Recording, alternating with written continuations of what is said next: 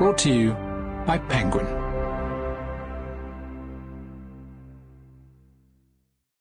The 12 Dells of Christmas, written and read by me, Sir David Jason. Introduction. It is at Christmas time that want is most keenly felt, and abundance rejoices. That was Charles Dickens, A Christmas Carol, 1843.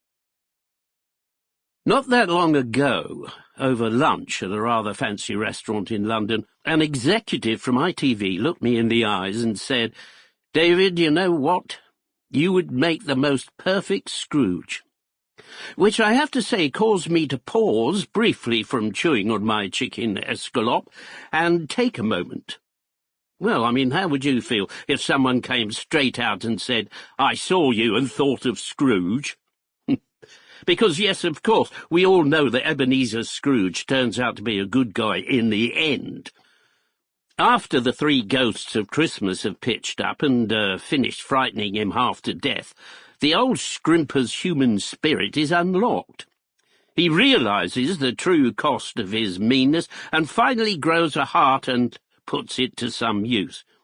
That's the Scrooge story, or what we would now call, on the back of the reality television shows, his journey. I'm officially old enough to remember when a journey meant actually going somewhere, but let's not get into that now.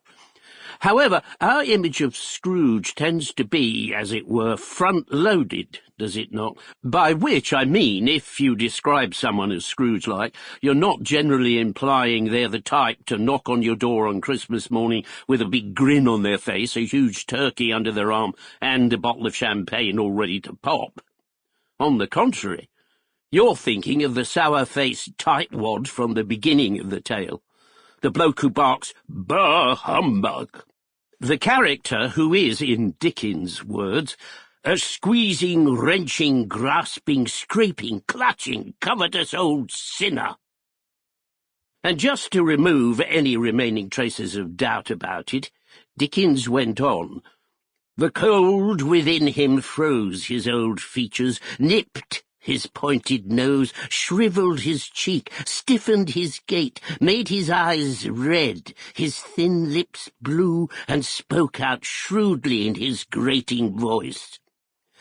Hence, dear reader, my moment of personal reflection back there in the restaurant with a mouthful of pricey chicken. Scrooge?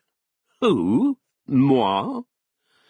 But such, of course, are the daily knocks and setbacks, the low blows and blindside rabbit punches for the humble thespian and small-screen entertainer as he goes about his business of attempting to enthrall and delight the watching nation.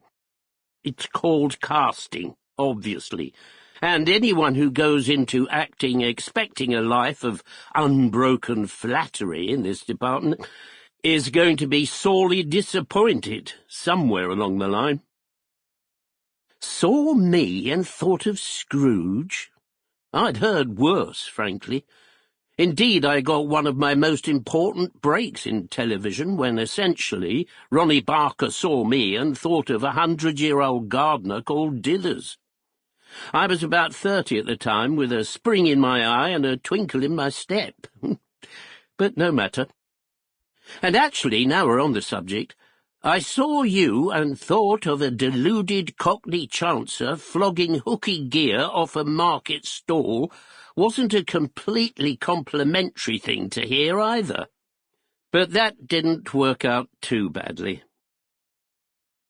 No, as time and experience have taught me, the only thing to do at these moments is to bite your lip, jut out your chin, and think of the work.